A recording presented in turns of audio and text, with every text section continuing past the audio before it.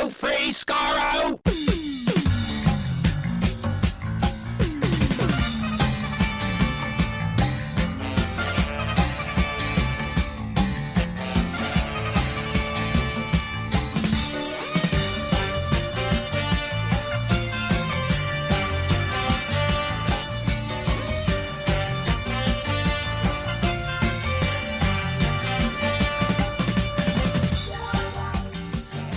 Hello, everyone. Welcome to Radio Free Skaro, episode number 896. I am Stephen in Edmonton. Morning, Vancouver. And Chris in Edmonton. We're doing a commentary today, by the way. We kicked this down the road an extra week. We're doing a commentary for the Lie of the Land in this episode. This might be a longer episode. Who knows once we start out? There's stuff in the news list here that needs talking about. But first off, thanks everyone for the nice comments online and such about our Chris Chibnall interview, which we put out last week. Special thanks to my spouse Erica Edside and Graham Kibble-White for helping provide a transcription for it, which a lot of people picked up and ran with, either in their properly attributed articles or unattributed Twitter threads about it all. It was very revealing. It's neat to be in the news a little bit, I suppose, for something we've done. We're to the side of the news, let's be honest. Yeah, being the forum for the news, essentially, because Chris Chibnall hasn't really talked about this stuff. Chibnall is the news. And his, the fact that he made Gallifrey One his first place to go to once he was done Doctor Who, and we were there at Gallifrey One and talked to him, was advantageous, one might say. Honestly, if I was running Doctor Who for the better part of 5 years, the last place I'd be going is to anything to do with Doctor Who. I'd be just having a nice long rest. And yet, he went. And yet. Yeah. I mean, he did have a rest because they wrapped. I suppose that's wrapped in October 2021, and like he said in the interview, he had to go back and do a little bit of post, but otherwise he was done then. Yeah. So it's fascinating because I don't usually search around for reaction to stuff, but I wanted to see what was going on with this because it hit the Radio Times somewhat unsurprisingly. We thought that they'd call some of it for articles, and sure enough they did. And Digital Spy I think is in on it too, and other places, and you could, and then there's some stuff on like YouTube and stuff as well that I sort of found, and you could tell the people who listened to the interview and those who didn't, let's face it, because I think a lot of people sort of still had ideas that they had, in their head about what the Chibnall era was like, and were quite happy to leave those ideas as they were. Well, how can you get mad otherwise? Yeah, exactly. But a lot of people, who commented on the interview said, like, wow, we have such a new appreciation for his era and what he went through to get Doctor Who made. And that's what pleases me most is that, until you actually hear the actual people making the show and what they thought of it and what they went through to make it and their ideas, I don't think you get a proper appreciation of it, He was definitely more candid than I would have expected for somebody in his position. Like talking about, for an hour there or whatever, he said Flux was dead. Yeah, or a week. It was a week. Well, yeah, he said a week, then he said an hour, I think. Yeah. But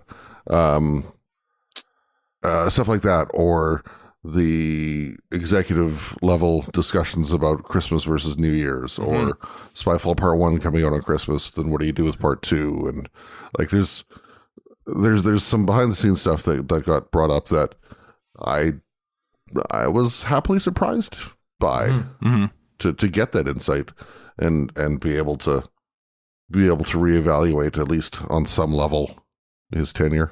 Yeah, that's true. I liked it a lot. I'd like to do more. I'd like to do it. We kind of joked. I don't know if it was on the interview or before, or after the chat, or earlier on on the Thursday night about like doing basically a whole series of interviews. I was half we had a laugh thinking. No, I'm thinking. I did suggest one on the Thursday, like basically a Frost Nixon type thing where we just sit down with them and go through like an ongoing series of. I literally use the Frost Nixon illusion. And having a big old series of chats. So that's, I'd be interested in doing that. So we'll see. We'll see if we can make that happen. See him make that happen. Especially if he defends his role in Watergate, that'd be very interesting. Oddly enough, I know I was not expecting that, but yeah, it was he what found Mark Felt and says, you know what, you should talk to this guy from the Washington Post. I think he's got a line on something that you might want to straighten him out with. But Chibnall was Deep Throat. Ooh, yes, despite being probably not even born. Maybe I think he's a little younger than me. Oh no, he's 52. Yeah, okay, so he's my just age. older. So he than was us. born. Yeah, Exactly. Which makes it the youngest of the three modern series showrunners, as I recall. Because Moffat's in his mid-50s at least, and Yeah. No, Moffat just turned 61, I think. wow, 61, and RTD is probably about that exact same age. So Yeah, around there, yeah. how about that? Speaking of Moffat, Kat and I are off to the UK in, well, a week. Mm-hmm. A week from when this goes out. Holy crap, that's coming up fast. I know. Wow. I bought tickets to go see The Unfriend, Moffat's new play. Mm-hmm. Where's that being? Where is that? Is that in London or is that not in London? It is in London. No, okay. it's at the Criterion Theatre, which is right by Piccadilly Circus. Same theater where we saw 222, the play with Mandip Gill. Oh, right, when you were there last summer. Yeah. I don't know anything about A, plays, and B, not a whole lot about London geography. Is that different from the West End, or is it the West End? I still consider the West End, to the best of my knowledge. Because the West End is central, like West End theater stuff is central London. Okay, okay, gotcha. Kind of like Midtown in New York and Broadway. Yeah, okay, gotcha. See, and I have no concept of that. Yeah. That's the only one I do have a concept of. It's not like the Citadel Theater in Edmonton, Warren. That's there we go. Now we're talking. There we go. See, that's my only frame of reference, but that's pretty cool. There's like 100 theaters or whatever in the West End. Mm-hmm. Like we walk like the Strand. Is that one of the sorry UK theater the Strand people? Is a road. Yeah, it's around. They're probably so mad at us right now. And it's a road. It's a road that goes east from Leicester Square, and or not Leicester Square, Trafalgar Square. And there's lots of theaters on that road, right? There are some, yeah. Because I remember walking by. We went to a Doctor Who shop there. We were seeing giant ads for. Well, there used to be the Stamp Center on the Strand. Stamp Center, closed. yeah, that's what it was. Yeah. We went there, and we saw big ads for a show. I don't remember what it was called, but Peter Davison was the second build behind like Imelda Staunton or something like that. I can't remember who it was, but yep, Memories of Britain. Memories of Britain.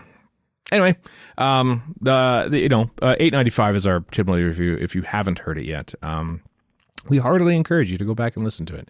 If you have not, it may change your perspective, which can be a terrifying thing. I realize, but it certainly did for us. I have a much new appreciation to a point. Yeah, to a point. Yeah. Of everything else. Anyway, moving on though. Doctor Who magazine came out this past week. They're celebrating the Sarah Jane adventures. I was unaware that there was controversy about the cover. For some reason, there was a controversial cover. There was a shot of David Tennant and Liz Sladen from the Sarah Jane adventures on the cover, and apparently people were upset about this. And I never looked into why people were upset about it. I don't know why.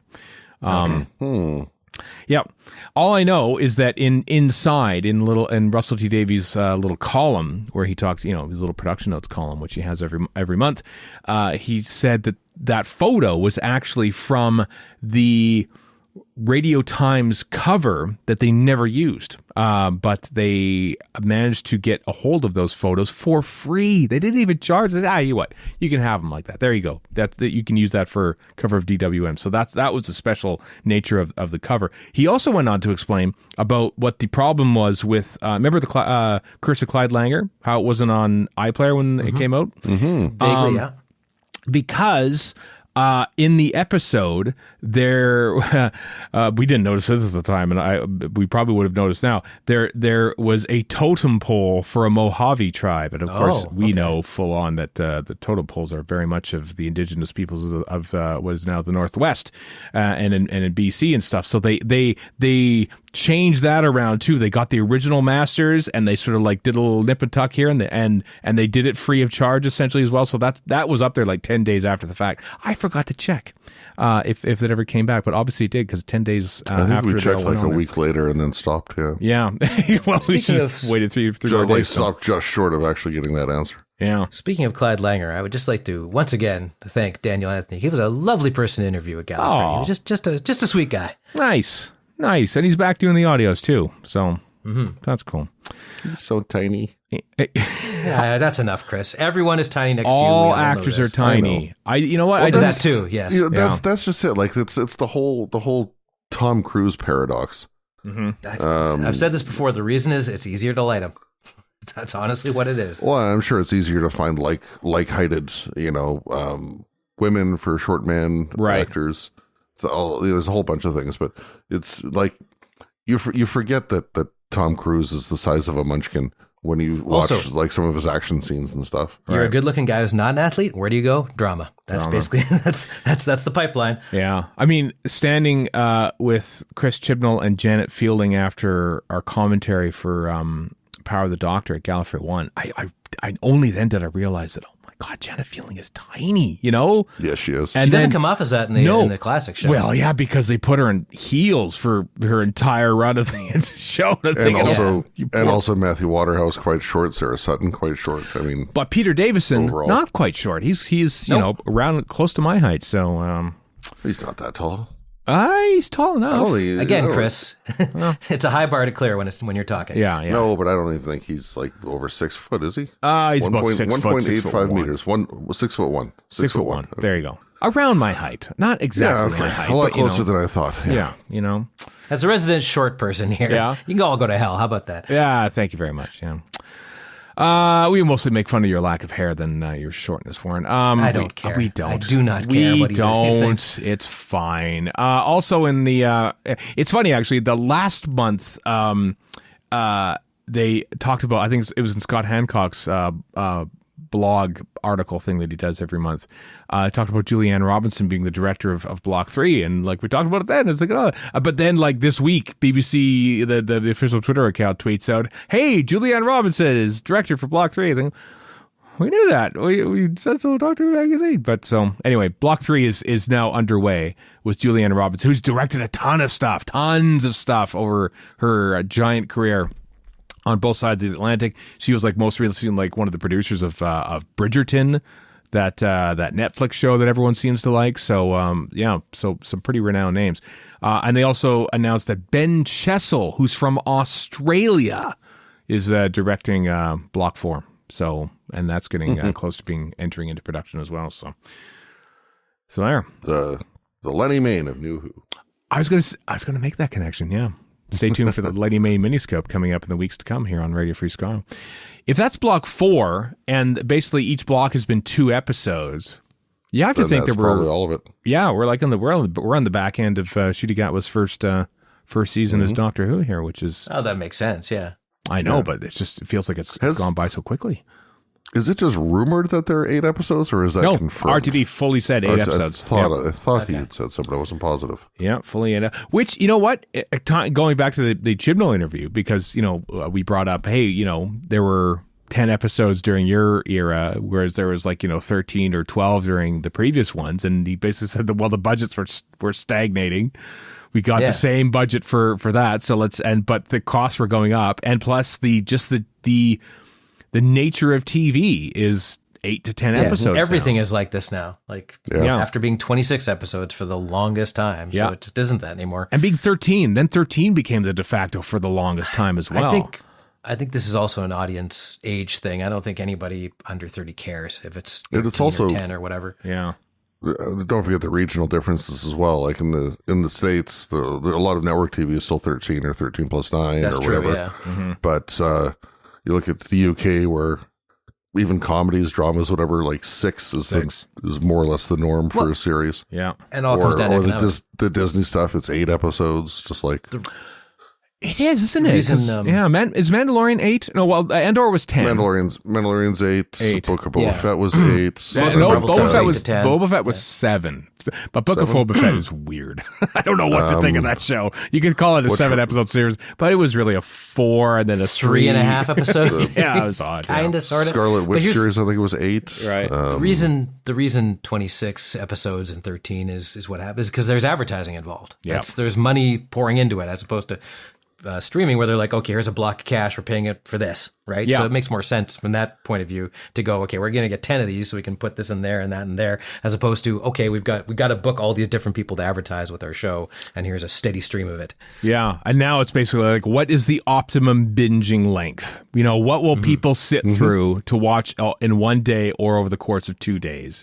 And 6 or 8 is probably that length. Yeah, exactly. Or what will the half-life of it on social media be? That's probably a big consideration too, as opposed to if 26 episodes, nobody's going to keep talking about that show for the whole 26 episodes, but they will for 10, probably. Yep, 10, even 13's too much. You know, even when Doctor Who came back in 2005, RTD was looking at Dalek as being like, he didn't want to put it at the end, he didn't want to put it at the beginning, he wanted it in the middle because there's that little sag, and even with 13 episodes, you need that little bump up, you know. So with a shorter season, it's like, well, the whole thing is a thing. You don't really have that dip in the middle, and so you need to sort of pick it back up again. It's easier to maintain momentum over 8 episodes, but yeah, it's although you wonder if something like Prisoner of the Jadoon is one of those kind of bump episodes, given it came 5 out of 10. Oh yeah, Fugitive or of the fifth Jadoon. Yeah. of 10. Fugitive rather. Yeah. Of the Jadoon. Yeah. Yeah, that could be it too. Because that got the chins wagging. It did. I watched. I'm not. We're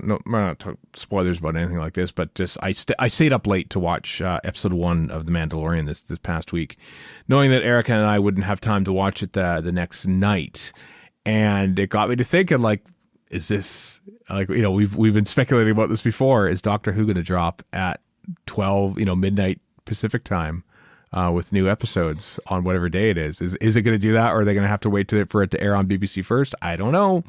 But I know that I'll be staying up every single whatever night it is that Doctor Who is on. I will be staying up to watch it. Of course you will. Of course you will. That's the case, yeah.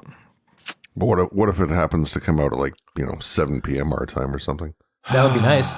Yeah, I doubt it, but it would be nice. Yeah, I mean, Disney, all their shows drop at midnight Pacific based on my knowledge, like Loki I did. think that's right. I think maybe WandaVision. they might have put one out a little early, but I don't remember which one. I think, or I might be thinking Amazon or Rings of Power. No, Andor, because it was like a 3-episode drop, right. And so they dropped 3 that's episodes right. at 7 p.m. or something like that. So, but did they put it on proper ABC or something too?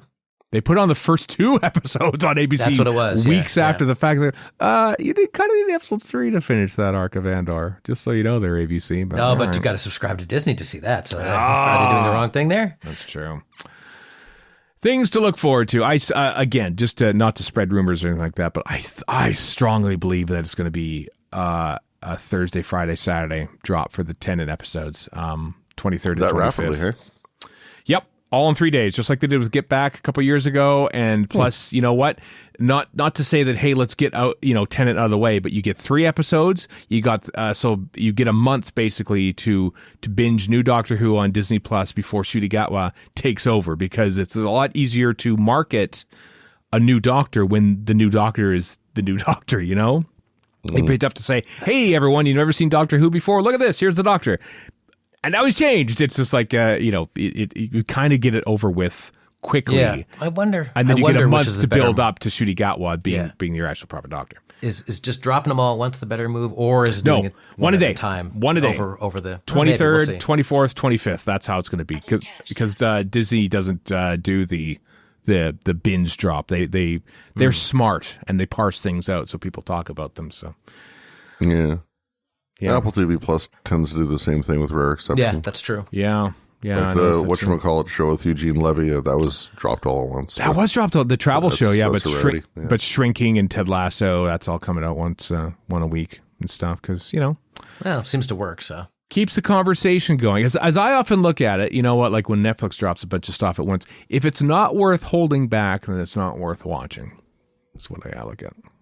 You know what I mean? Yeah. That's why I don't watch Netflix shows. That's why I don't watch them. So just to spitball a little bit here, because why not? We're only 20 minutes in. We got time to kill. Plenty of time to kill. 50-minute commentary coming up into this. Don't worry, you don't have to listen to that if you don't want to. So let's say your assumption or your guess or whatever you want to call it happens to be true. All right. Are we doing daily episodes for 3 nights in a row? You bet your bottom. Listen, it's the 60th anniversary of Doctor Who, so yes, we will be doing daily episodes. Because I mean, as much work as that could be, from way back in the day for Children of Earth, when everything went out Monday to Friday, we covered it all in one shot. Yeah, we did. That might have been a little rushed. It was totally rushed. And you know why? You know why we did that? You know why we did that? Is because we thought it was going to be crap. Because we just thought, well, whatever. That's a good point, yeah. Because we barely brushed over the first 2 seasons of Torchwood, and we just thought, oh, whatever. Just kind of, it was early days, folks. And then once it happened, I said, oh, man, we should have, if we had more time and inclination, we probably should have devoted, because it was so good. I want to rewatch it, but I don't want to rewatch it. If we ran out of things to do, maybe we could do that. Go back and just cover off one episode per.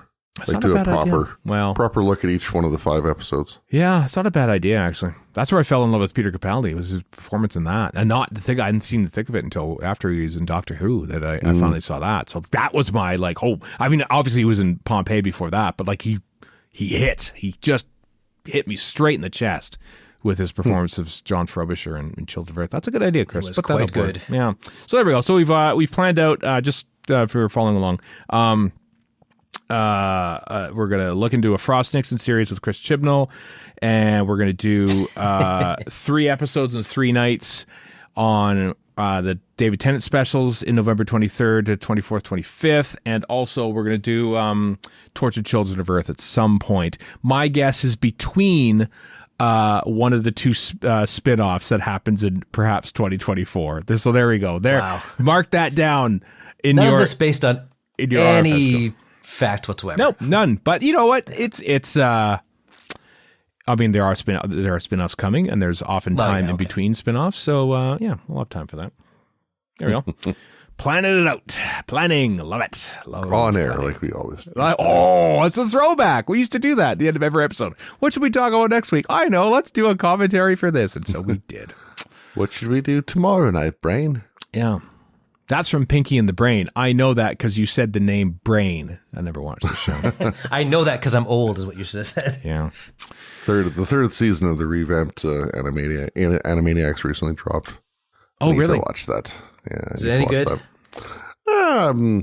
the old Animaniacs from the 90s had a lot of, so like the Good Feathers and Mindy and Buttons and the squirrel. What's her name? I don't know. Slappy Squirrel. Sure. Yeah, you named all the stuff I never bothered watching. Yeah. Yeah. Well, the revamped series is just Yakko, Wacko, and Dot and Pinky and the Brain.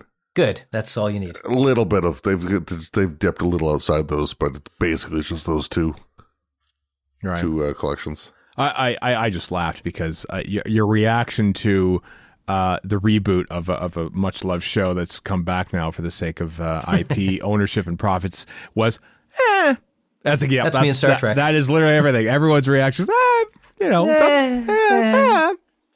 Thing I know. Okay. Well, nothing is shocking anymore when it comes to like reboots or remounts or whatever. Mm-hmm. Like you got Dynasty came back a few years ago. Fantasy Island, Magnum PI. Yeah. Although Fantasy Island had several Leap, reboots, I'm pretty sure. Quantum Leap. Yeah. Quantum Leap's actually here's good. The thing. Though. I didn't care about it in the first place. I don't care about it now. Basically. Yeah, I don't. But yeah, nothing is new. Everything is recycled.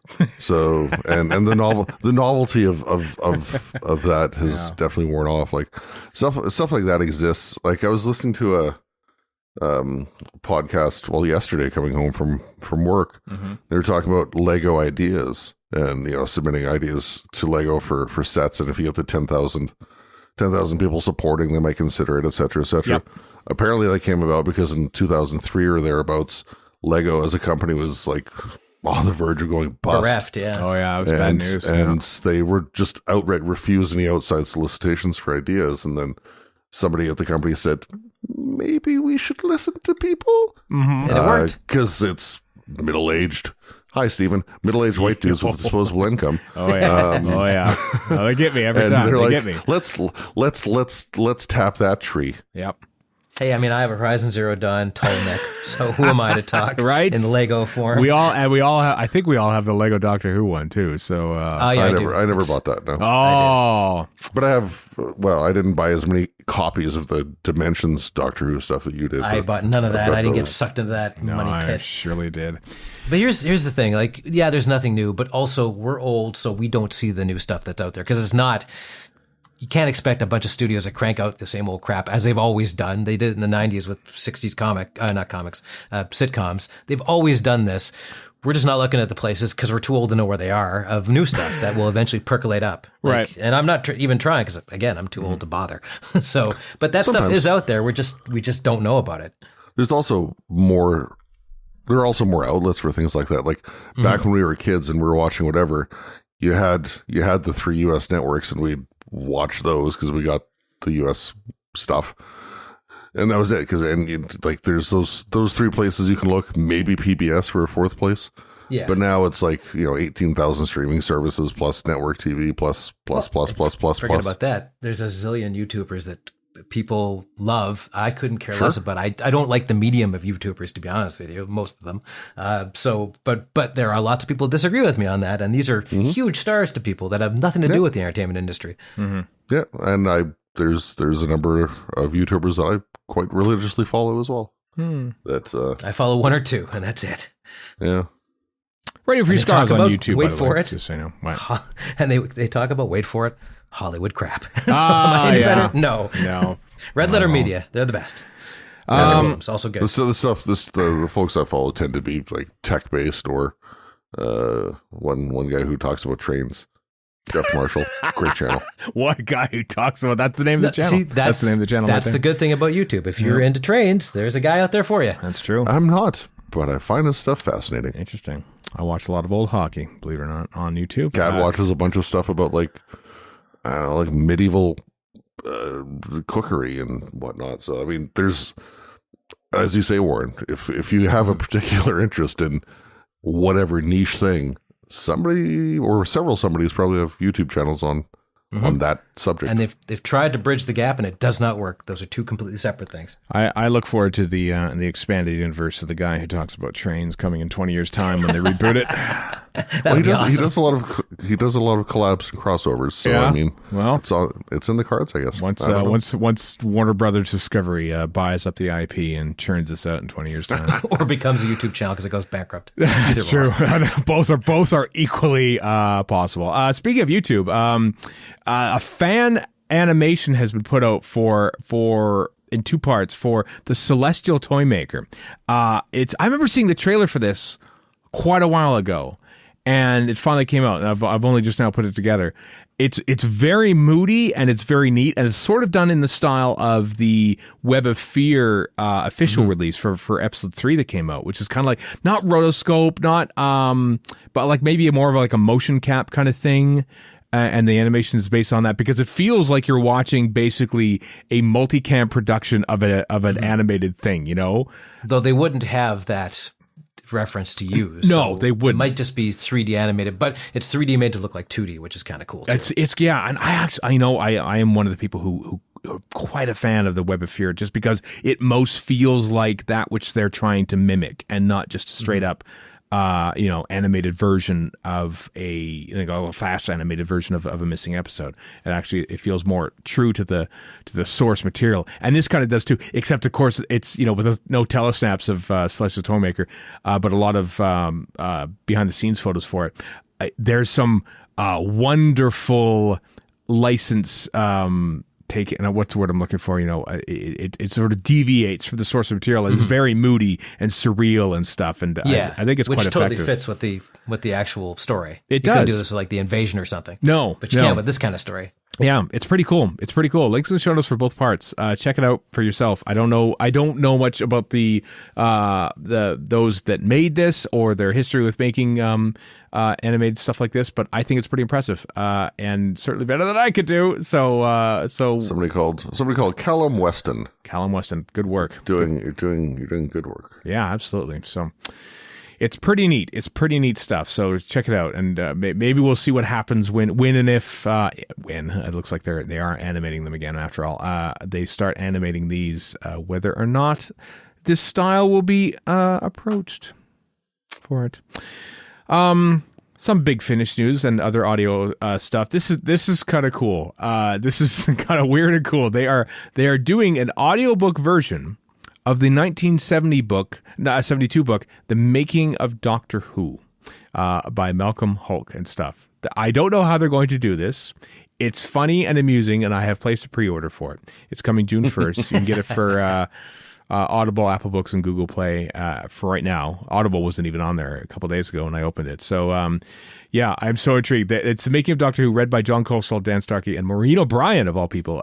So this is really intriguing, and I'm fascinated to hear what they do with this. I bought this book at a Gallifrey One. Yeah, I've got it. Yeah, I've never read it. I haven't really read it either. I know for a generation of British people, it's just like this was like, Doctor Who Confidential in book form. It was like just the making of it. It was kind of cool. So, yeah, I'm intrigued to see how they do this, how they do an audio version of it. Quite fascinating. Of course, we all guffawed at Andrew Mark Thompson, Andy Drews on Twitter. Put out his own parody of it being the Doctor Who crossword book and the Doctor Who coloring book. And the coloring book. Doctor Who coloring book and Doctor Who cookbook. Yeah, audio versions of therein. So that made me laugh. He's so crazy. Mm-hmm. He is such a genius, though. He is a genius. Yeah. He will never admit it, but he is a genius. No, and we're recording this on Saturday, March the 4th, and apparently he hinted that he had a small thing to do with the BFI screening of the Sea Devils, which is happening on this day as we record this in advance of the release of the Blu-ray. So I don't know what that was. Probably by the time this episode comes out on Sunday, we'll find out. But so good for him for having a stake in an official thing like that too. So. Some Big Finish stuff. The details of Once and Future Past Lives. The first one of the 60th anniversary story from Big Finish, starring Tom Baker, has come out. The guest stars for this will be Rufus Hound as the meddling monk, Gemma Redgrave as, of course, Kate Stewart, Ingrid Oliver as Osgood, and Sadie Miller as Sarah Jane Smith. They're all in the first installment of this massive 8-part 60th anniversary celebration. So the details of that came out. This is my fault, but every time I hear the name Rufus Hound, I can't help but think of that puppet dog that goes, "We're just men. We're just human men." I don't know what that dog is, but I can see why he would be a puppet dog, because it's I can't remember what the show is. It's famous amongst archivists and specialists of British TV. Oh. But it was like this kid show where this dog just comes out with this weird non sequitur that really caught on.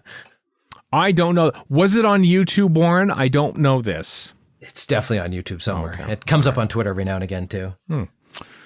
Well, I don't know anything. Sadly. The Doctor and Sixth Doctor and Mel, the next audio for that, is also coming out in May 2023. Purity Unleashed, a 3-part story with Doctor and Mel. We heard Bronnie Langford on the podcast a couple weeks ago, with 3 stories written by Matthew Sweet, Chris Chibnall, and Ian Potter. So that's coming out in May of 2023. And Matthew Waterhouse's second audiobook, which he wrote and performed, will be coming out in July of 2023. Prisoners of London. It's a Doctor Who story, 6-hour-long enhanced audio adventure featuring Adric Nissa, Tegan, and your old 5th Doctor. So that's cool. What does enhanced mean? I don't know. What does that mean? I think it's a CD-ROM. It comes out and you put it in your computer and you load up things and you click GIFs and stuff. I have no idea. Hold on. Who has a CD-ROM player anymore? Come on. I might be joking, Warren. You might be, yeah. Might be joking about the CD-ROM. Possibly. But maybe not. This is the BBC after all, our Big Finish. Once again, I've suckered in Warren. Before I move on to the Timelash, I want to point out that on March 27th, 2023, here in Canada, you will see the end of the television channel known as Teletoon.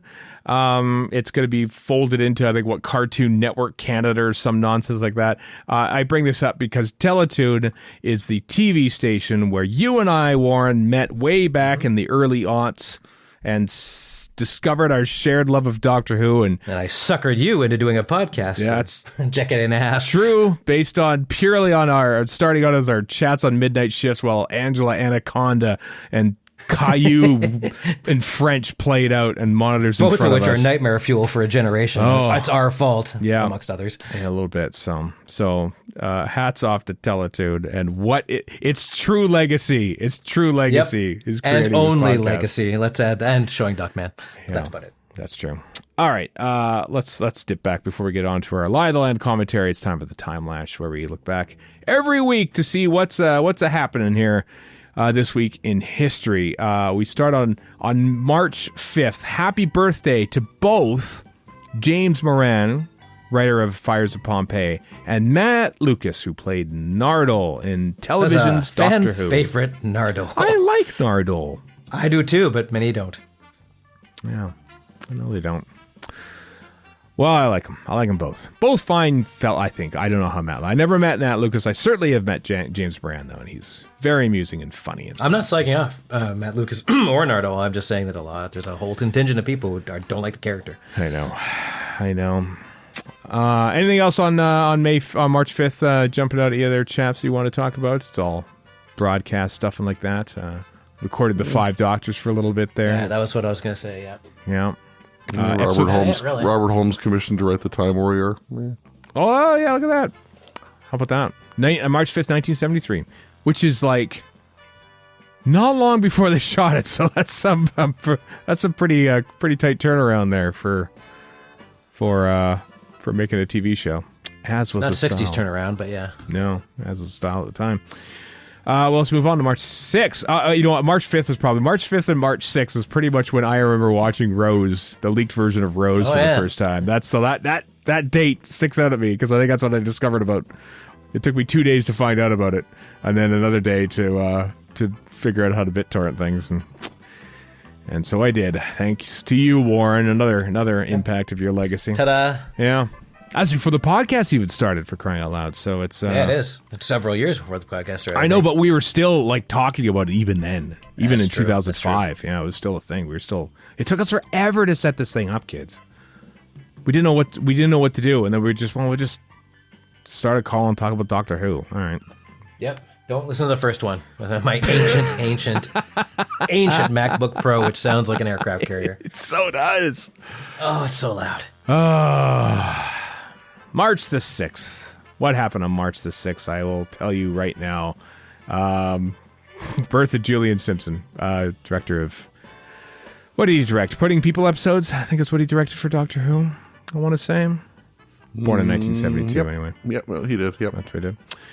March 6th, this is crazy. So March 6th, Sylvester McCoy in 1987 is contracted for season 24 with an option for 2 additional years. I want to point out that not like 5 months ago, in October of 86, John Nathan Turner is like, I want to be gone from Doctor Who, but I'm being told I have to fire Colin Baker first, which he does in late October.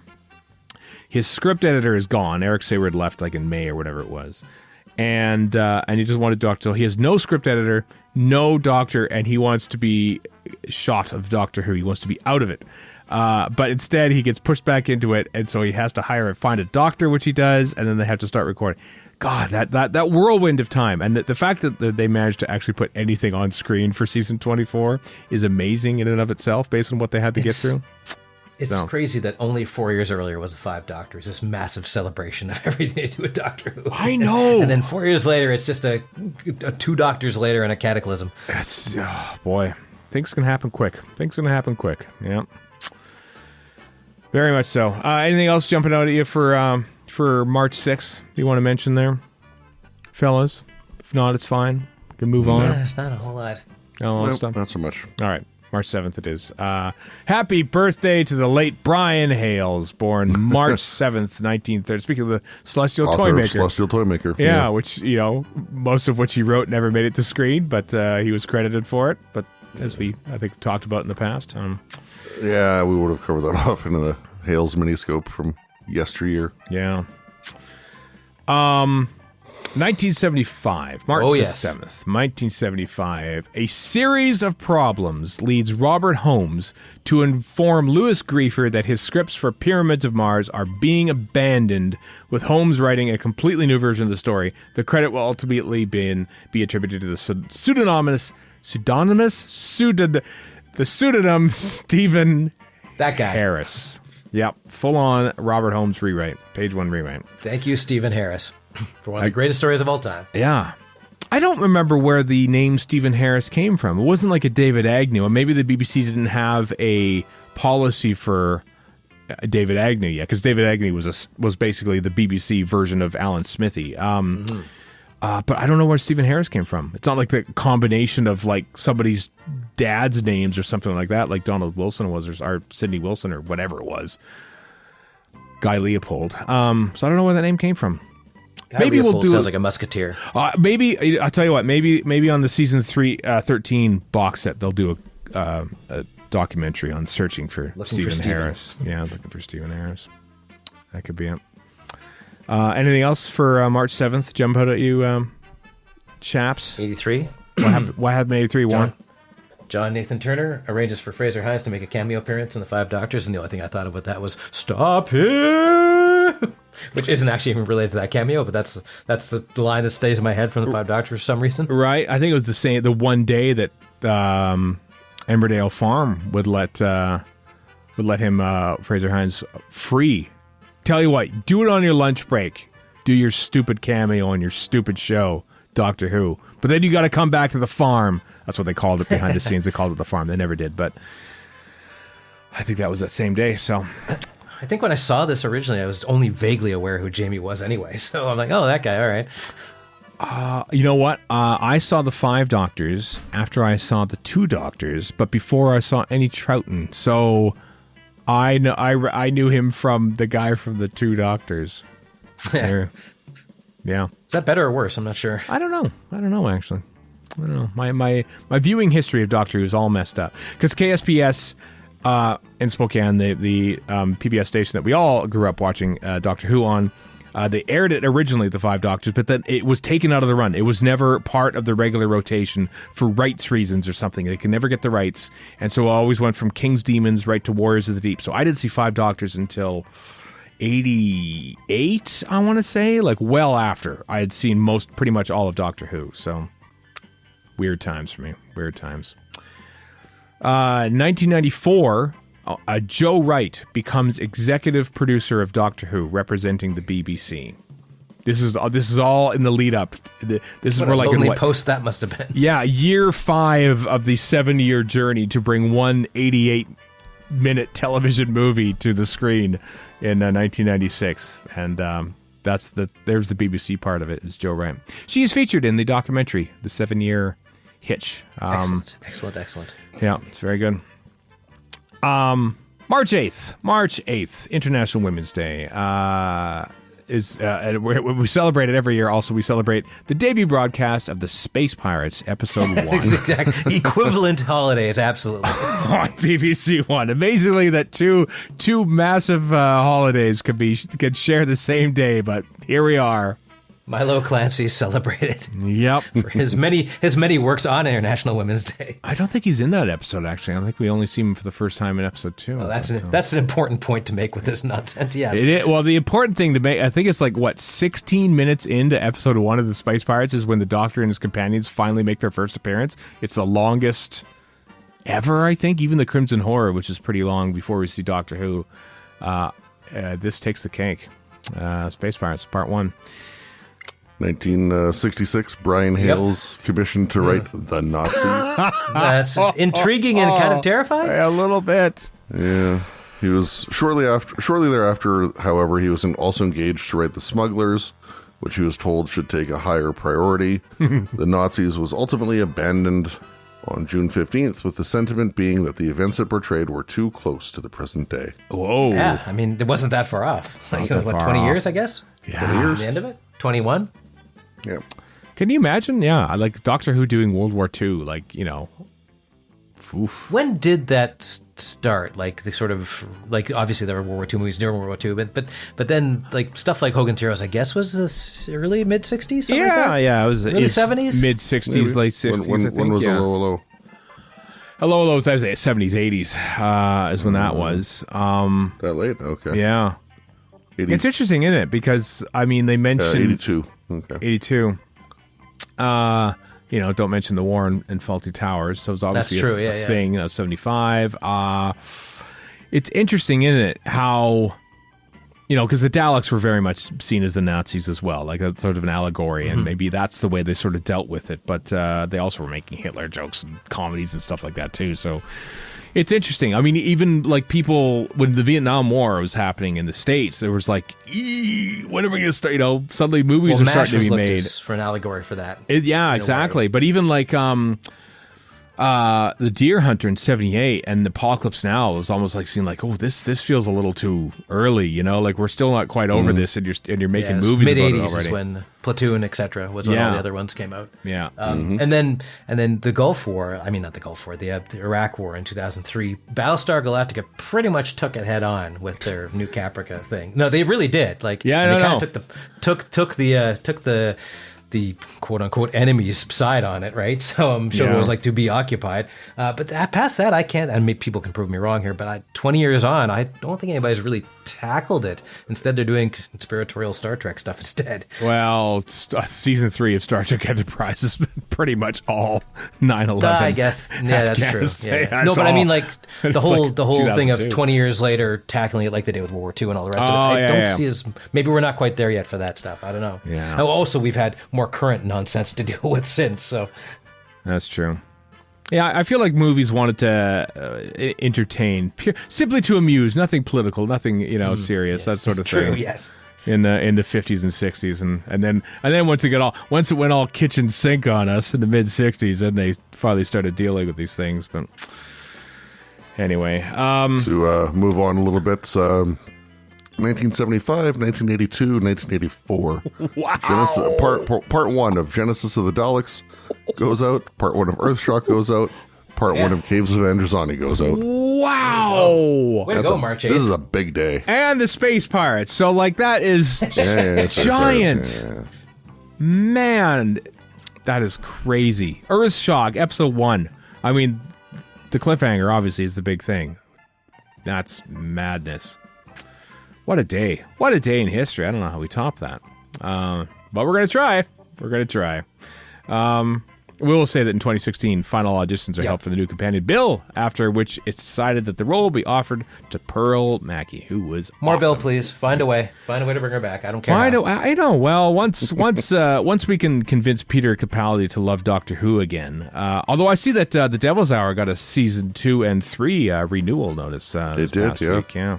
So we'll be I don't busy know if it's making been that. announced that he's going to continue to be in it, but I have not watched Hopefully- the show, hopefully so. so no spoilers. But we've watched. We watched the first 5 out of the 6, right. and the 6th one has just been sitting there taunting me. Oh, And I keep meaning to get to it and watch the conclusion. I just have yet to do so. oh. Also, Stephen, you have not watched the show. You probably will not watch the show. Let's be honest. I here. know, but it's Peter Capaldi. You think I'd be watching yeah. it by now? But Yeah, Capaldi. Yeah, I got 3 shows on the go right now. All right, as I said before, it's he tough. has pretty short hair in it. I noticed that. I did notice that in the still I don't know if image. that in the- turns you on or turns you off, but I like multiple. I like Peter Capaldi. I don't care what kind of bouffant he has or lack thereof. Yeah, you care a little bit. Come on, let's be Well, honest. here. no, I love him, and he has short hair for most of the thick of it, and it works there too. So, And no hair in Suicide Squad. which I've not seen because You would Suicide hate it. Squad. Yeah, it's a bunch yeah, of you would. comic book nonsense. To move on to March 10th, though. March 9th, happy- please. March 9th. March 9th, I'm Yeah. sorry. Happy birthday to Chris Clough, brought up out of the blue by Chris Chibnall in his interview. I know. You know what? It's funny because I remember something that Rob Sherman was saying on a podcast or something. I think he told him that when he was, because I think he wrote for Border Bread, I don't know if he actually told Chris Clough this or was joking about telling him this, is that he was basically said to Chris Clough, you know what, it's amazing, all your Doctor Who is crap. He didn't use the word crap. And that prevented Rob Sherman from writing further episodes of Born and Bred. I don't know if that's true or apocryphal or made up on the spot for a joke, but it amused me. Chris Clough, happy birthday. Terry Nation died that same day, 1997. He's in his early 60s, Terry Nation was. I remember that when that happened. It was kind of a bit of a shocker, but anyway. Also, I just realized, of course, I remembered that, oh, right, Doctor Who is doing a 2 episodes a week thing at this time, because there's episode 2 of Urstock the very next day. Oh, right, yeah. Sorry, just to go back a quick second. Apparently, Paul Cornell also wrote 1 episode for Born and Bred. He sure did. I haven't got to that bit, though. It's good for Doctor Who actor spotting as well, so Eric and I have watched about 4 or 5 episodes, and I'm enjoying it. It is a warm bath. It is a warm bath of a TV show. Sometimes it's kind of nice. 1970, March 9th, John Pertwee is contracted for season 8 of Doctor Who. Hooray for that! Because it makes it 7. Go ahead. 7 was still broadcasting at that point. So. It was still broadcasting at that point. It's just nice that for a change, because remember when we talk about, Patrick Troughton contracted for 14 more episodes of Doctor Who. It's just nice that they say, here, we'll do a whole year. How about we do that instead of each individual episode? It's kind of nice. So there, I just, listen, I love that Brian Hales pops up everywhere in this every single week. The most successful failed writer in Doctor Who history. He really is. 1974, he submits a storyline called The Sea of Fear. Like the amount of Doctor Who that this man submitted and the amount that he actually had made is like there's a gap that is the size. Find of the paperwork universe for this stuff. I want to see all and this how stuff. much of his and how much of what he actually wrote was the final product. Right. A lot less than one would think given his credits. Yep. Searching for Brian. That's going to be a new some story documentary. about an ape race and an amphibious race being at war. The conflict. I mean, how could you not? The conflict is being provoked by technicians from Research Inc. Having traveled back in time from Earth City in the far future. It's called Fish Slap. Earth City. Trying to determine which of the 2 races is an ancestor of man. Simian Fish Slap. I want to see it. Come on, get on it, Big Finish. Oh well, it's kind of mimicking the storyline of Doctor Who and the Silurians in a way, isn't it? I suppose. Yeah, maybe that's why it was rejected. 84, Robert Holmes is commissioned to write the final 2 episodes of the 2 Doctors. But what'd you have there, Chris? You have something else? Nope. I did. What'd you have, Warren? Eric Sayward indicates he cannot assess Philip Martin's Doom Race, Space Sargasso, and Valley of Shadows without more development of the ideas. But basically, I just can see Eric Sayward saying it like, I just cannot assess this without more development of these ideas. He can just, with his hand to his brow, I just cannot possibly assess it. Yes. The Doom Race sounds interesting, actually. All these ideas, these must have been obviously for the failed season 23, the canceled season 23. But it was Doom Race. Yes. Why isn't it Cozy Doom Race Race or was definitely Cheer 23. Rates? Yeah. I'm just looking at them one at a time here, but right. Inspired by the theories of astronomer and author Sir Fred Hoyle, who posited that the origins of life on Earth lay in outer space. Yeah, much like the opening of Battlestar Galactica 1978. Oh. Yeah. There are those that say the life here begat out there, as Patrick McNee says. In French. Dulcet tones. Wow. That's true, yes. In French. All right. Well, let's move on. How about let's do March 10th, see what's happening March 10th, one more day after this. Wow.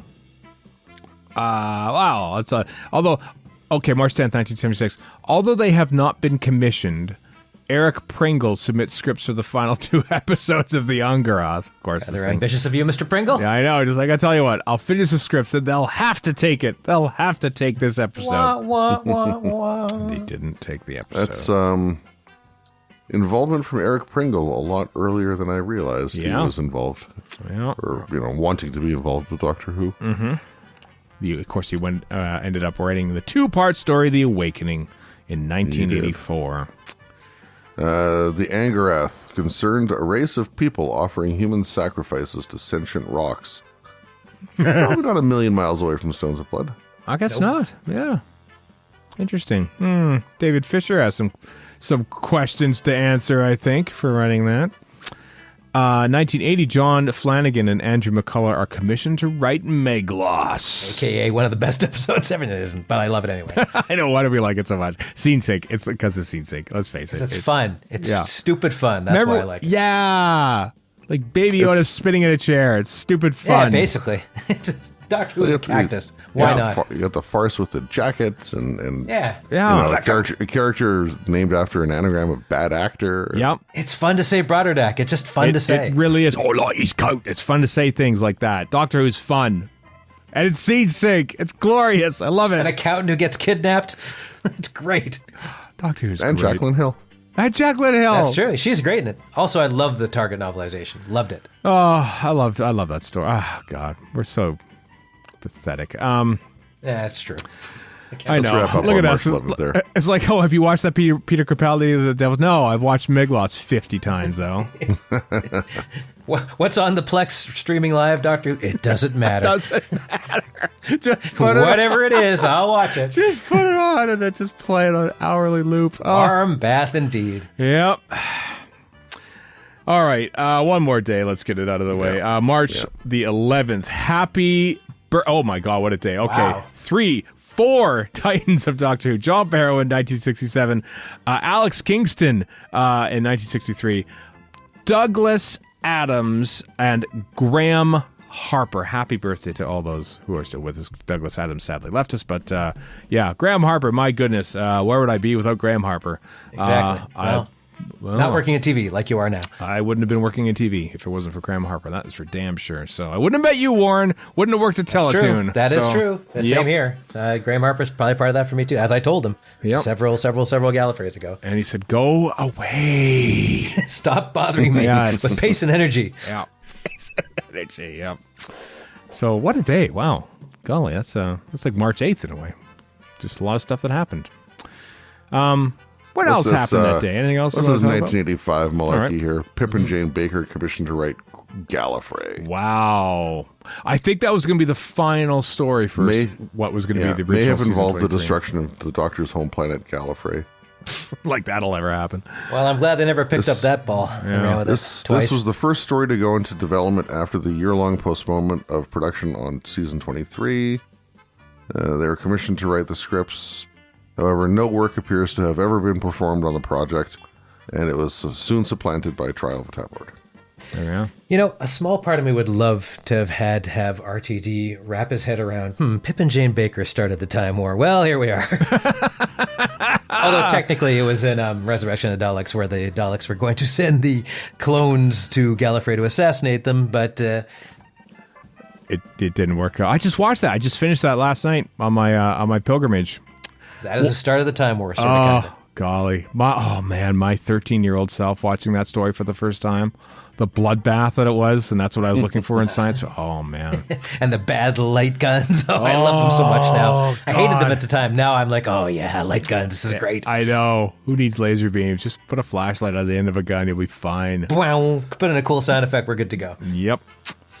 And all the Dalek shaving cream.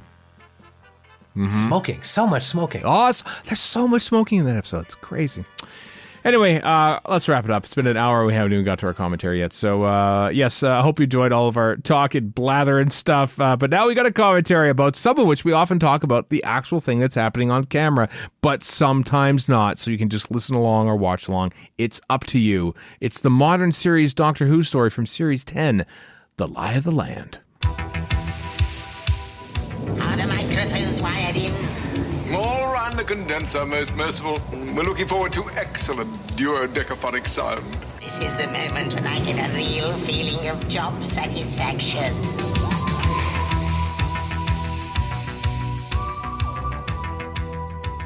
Welcome back. It's the Radio Free Skaro Modern Series commentary. We don't do many of these, but they are in the randomizer. We just last time on this commentary series, we had Knock Knock from Series 10. And at the end of that, we randomly drew a story that aired 4 weeks later. I keep trying to think. Yeah. 4 weeks later? 4 weeks later. Yep, 4.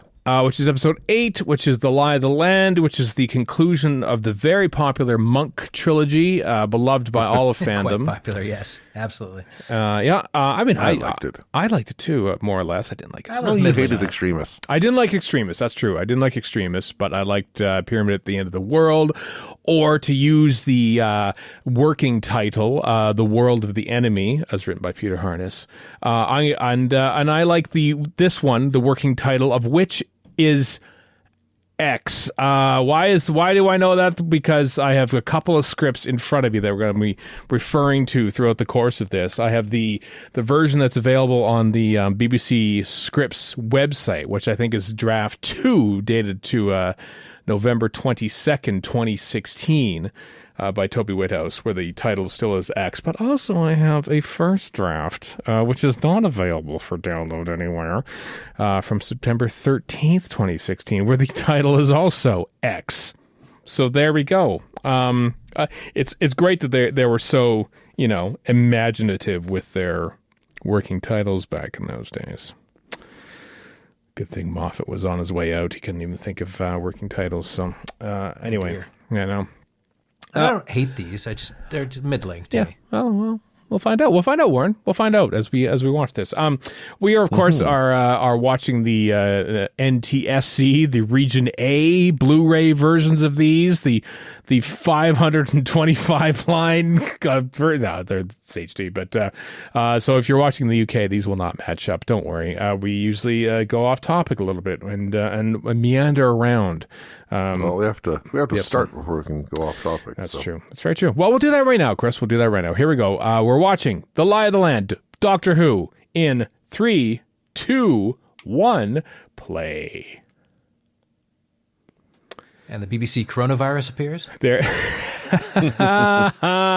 it is. There's a monk right there. Oh, there's another one. He's spitting out coronavirus. Yeah.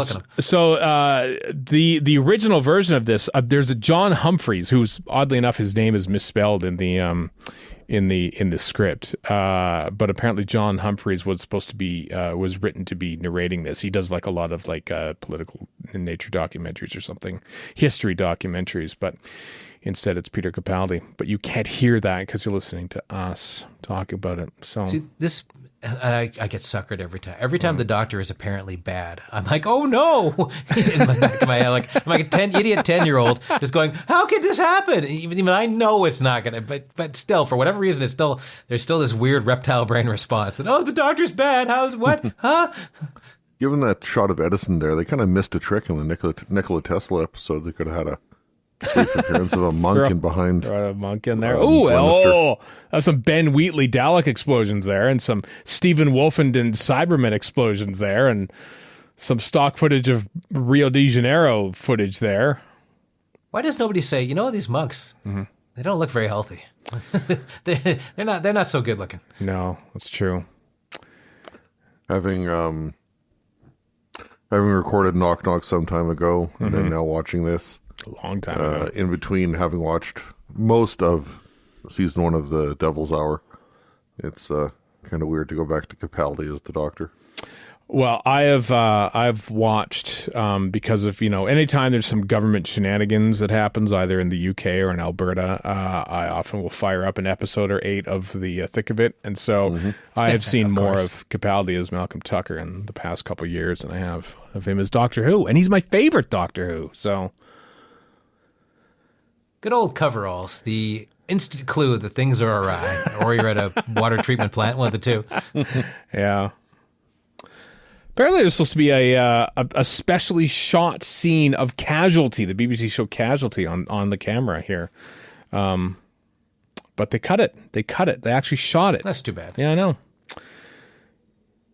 Yeah. This is what happens when you don't vote for Kevin McCarthy. Topical. Just to date this a little bit, yeah. But, I've already dated it, yeah. Listen, the Patreons will get this the week after we're recording this. So it may still be dated. It might even be dated by then. Will certainly be dated by the time this hits the main feed. Yeah. Yeah. Kevin McCarthy is fighting for his life as Speaker and will probably lose. Mm-hmm. By the way, the opening titles would have hit in the initial written version of this already. They were into the actual episode, so they extended this quite a bit in the edit, especially because it wasn't Peter Capaldi doing the reading. You can always trust guys who put giant statues of themselves everywhere. It's throughout human history, that's always been a really great sign. Yeah. Like what's his name? Data in Star Trek Picard. I don't know what, the one where they look in the future and there he is. He's got the big giant statue of him. Oh, right. I forgot about that. Yeah. Yeah. I forgot about it because of Star Trek Picard. Hey, listen, by the time this commentary comes out, we'll be in the midst of that, I think. Oh, boy. I haven't felt seething molten hate in quite some time, so that'll be good. I know. It comes out the same weekend as Gallifrey One, which is also in the future for us here as we record this. I think I'll wait till I get home to find it on the internet surreptitiously. Yeah. Nope. You'll watch it the second it drops on Paramount Plus. You'll have a special subscription just to watch. We've done a Wade Yep, yay, Wade Yep, good record. Yay. We've done the miniscope on Toby Whithouse, surely. Oh yeah, totally. Yeah, really. I think so, yeah. Mm-hmm. Relatively recently. Up to what point I don't remember. To know if it included this. I know. I think it's done. I think he's. I mean, he hasn't written any since this. This is the last one, isn't it? Yeah, I think it's it. Apart from his on-screen cameo in Twice Upon a Time, of course. But so basically, here's my doesn't really theory count. about this episode. You know how Elon Musk, before he decided to invest in Twitter and blew all his what's the word I'm looking for here? People's good-natured opinions of him out of the water. Right. He wanted to do this neural link thing where we'd get stuff where we'd be able to connect to the internet with our brainstem. This is the end result, and the monks are him. I think you're right. Given that they kind of look like him already. A little bit. A little wee bit. The original. At least the people are wearing nice peacoats in the future of oppression and terribleness. Fashioned by Captain Jack. The original version of this didn't have Bill's mom in it at all either, actually. Had Yo Mama in it. Had no, I know it was her. It was Bill Magpie Electrical. Bill. She was basically Yes. writing her thoughts down on a piece of paper and then hiding them in a drawer. That's how we got that bit of exposition. So here's my question. All right. Since the monks are playing with everybody's memory, is that an illusion? Because there haven't been TV shops like that for a decade at least. I know, it's funny, isn't it? There was during the World Cup of soccer, calling it soccer. There's this weird commercial where it was a Coke commercial where this girl was watching a bunch of screens, football game on a bunch of screens and drinking a Coke. And I just thought, when does this happen? Where in the world does this happen? A bunch of... I mean, it's a cool visual. Yeah. Like our parents probably remember doing this very thing and watching the moon landing or something. Yeah. But yeah, it's just nothing that would happen now. That's what's nothing that I never remember that. I've never walked by a shop on a street and there were like a bunch of TVs showing stuff. I did once, the 1991, the first Gulf War. I was at the University of Alberta, and that first green footage of them attacking Baghdad was there. So me and like about 10 other people were at the A&W or something. They had a big TV up there, so we're just standing by the A&W watching Baghdad under attack. Yeah, but that was at A&W, not just some random shop on the street with like a bunch of screens showing the exact same thing. Even in 91, I don't think there were many TV repair places. It's Nardole, everyone. It's Matt Lucas, ex of Everybody's Great British favorite, Bake Off. Nardi. You mean Nardi? Nardi. That's an ad lib, apparently. That hurt. That really hurt. Apparently, there's a character of his. I don't know. Don't yell at me. I don't know everything that Matt Lucas did, but it's a character of his. And that was an ad lib by Matt Lucas. There's about 3 or 4 of them in this, but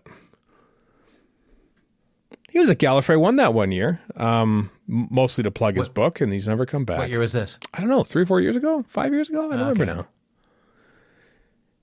It was shortly after his exit, as I recall. So probably 2018 now that I think about it, but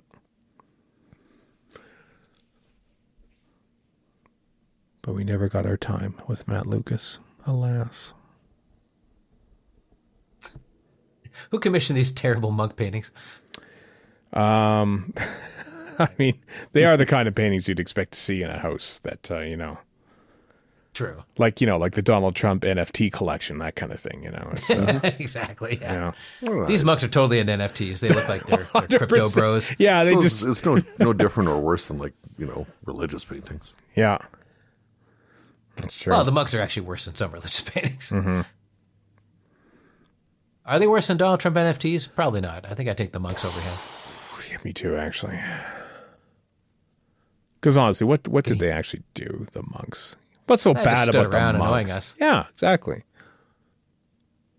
Well, apparently they have a secret army attacking people for remembering things, so that's not so great. Whatever. We can deal with it.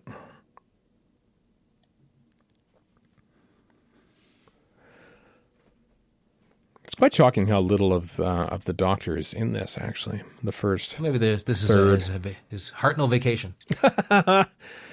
I think they stopped doing the double bank. I think that the 12 episode seasons as opposed to the 13, I think, got them around. 8 because of Flatline and Oh, they did. That's right. yeah, Flatline and the other one. I wonder if this. They're a lot more creative. They're I don't know if they did it for Series 10. I'm trying to think now.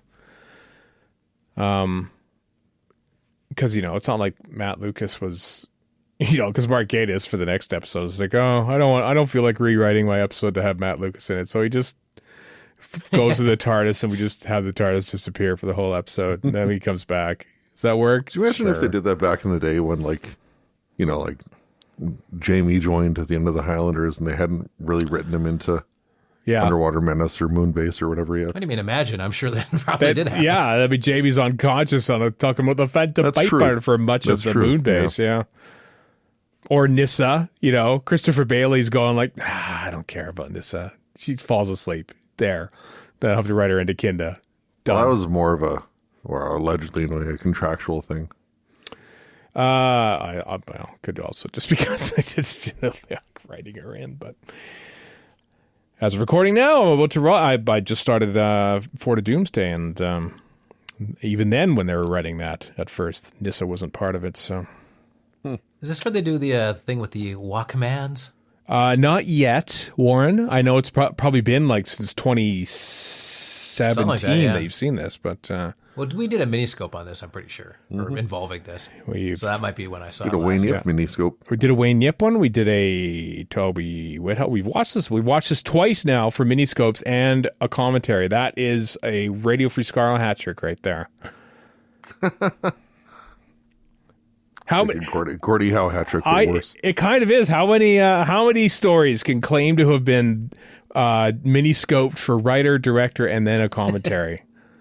How many want lots. to? Yeah, someone figure it out for us. I don't feel like doing it. I got to think there's oh man, Like- well into the double digits. Oh yeah, because put the Robert Holmes ones in there, and you got directed by Graham Harper's done one. So Well, yeah, I mean, you get any like prevalent director like Christopher Barry, maybe, or writers like Holmes, as you say. This is gonna keep me up tonight. This is gonna keep me up tonight. I tell you. Not the creepy monk, just this cavalcade of fact. Not the monks. Come on, Warren. You thought it'd be kept up by something that's happening on screen right now? What are you? Yeah, I mean, what am I talking about here? Remember when we thought that these were going to be Mondasian Cybermen, and then they were going to become Cybermen at the end of all this because I'm very glad that's not what happened. Yeah. I think the what they did with the actual Cybermen episodes is much better. Very good. Yeah. Very effective. And as usual, it's hey, we let our brains get away with us, and it was overly complicated, which TV never really is. No, a lot less complicated than you think. I mean, complicated to make, but, Yeah, but the actual storyline, and that's not a knock on it. It's good that it's not complicated. If it actually went 16 episodes and it was overly all that, we just get, wow, who'd watch that? We wouldn't even watch it. No, it'd be too complicated. This bit, by the way, this is another bit. Originally, this was a Nardole voiceover, just so you know, but they've simplified it, just as we were talking about, simplifying things.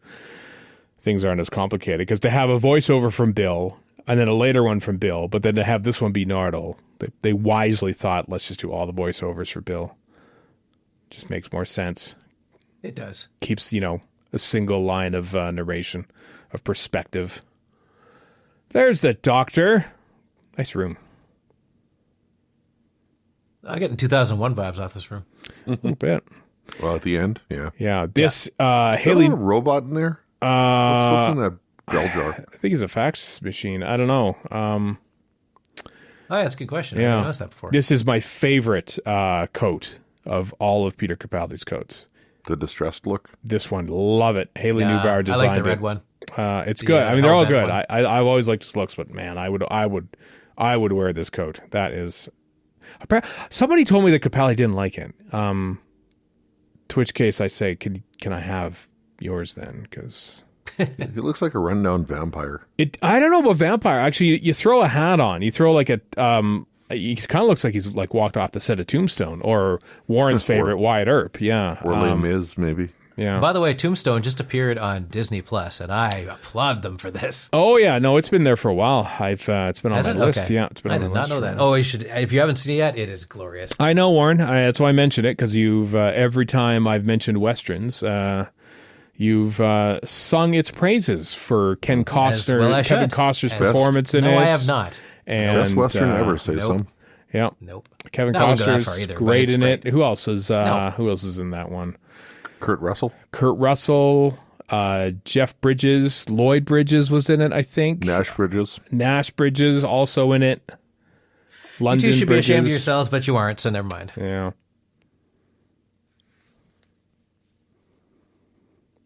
I just like how long the sleeves are on his shirt too. It's nice. It's a nice look for your old P cap there.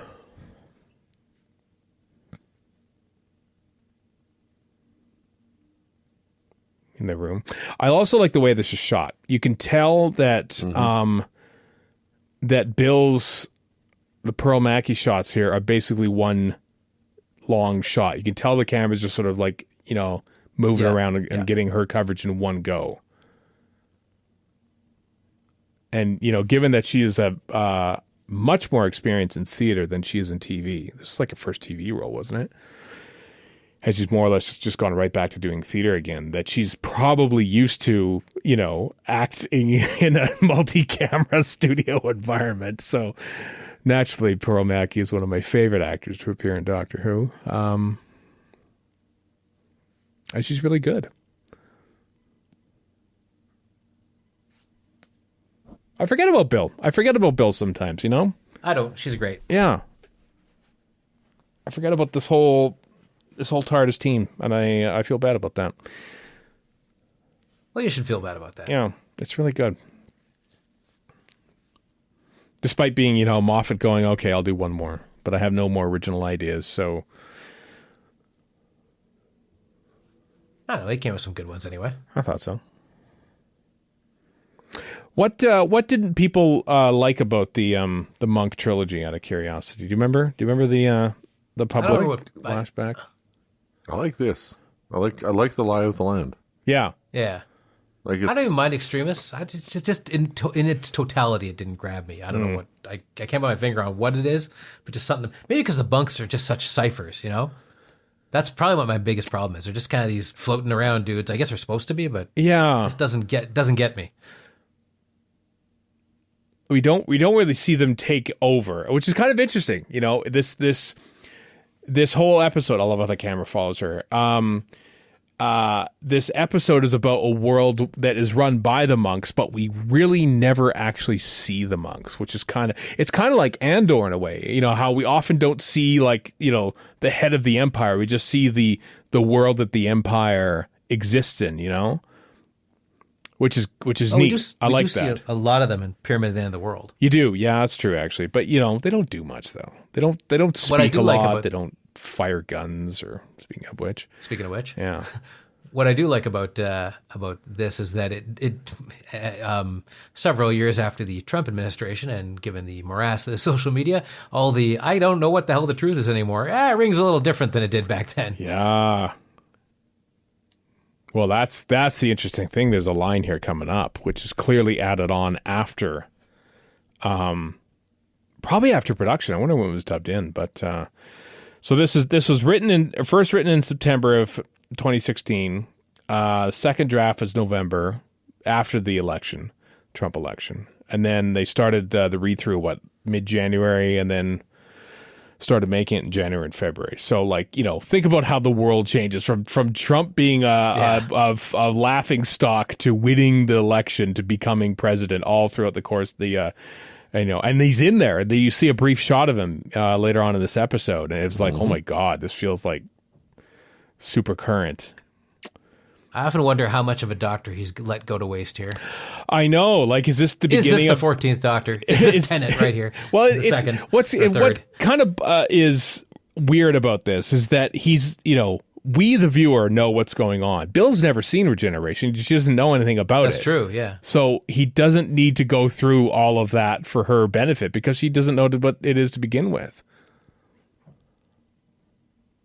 So he just wasted a bunch of regeneration energy, or regenergy, as you say, Warren, on us, the viewers. I guess I did. Yeah, you did. We're an influential We're influencers, Warren. You created. Oh God, please take that back. You created that. I didn't create PCAP, but I think we popularized PCAP to a certain extent. I definitely popularized dollies because I see a lot of people using it. Yeah.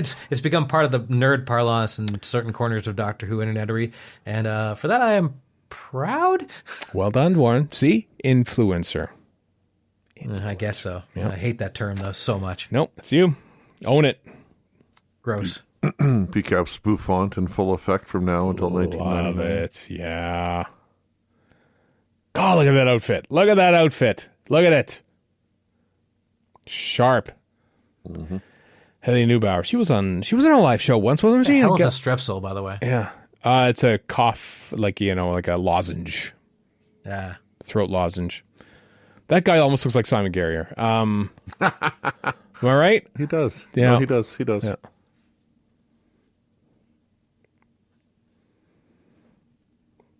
I love non-speaking extras. That's great. They almost get a line, but they don't. And you can tell up. Well, why would you want to pay them more? I know. It's fun, though. Sometimes they try and sneak a line in there. But, Bill almost swore there, which was pretty great.